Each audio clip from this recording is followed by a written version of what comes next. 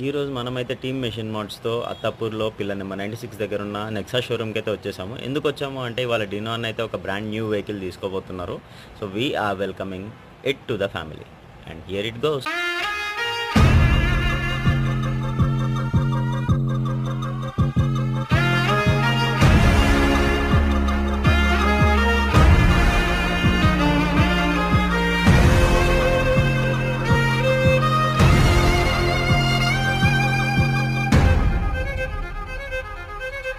Oh, run me up, I'm on the clock. Put me on top, everybody drop.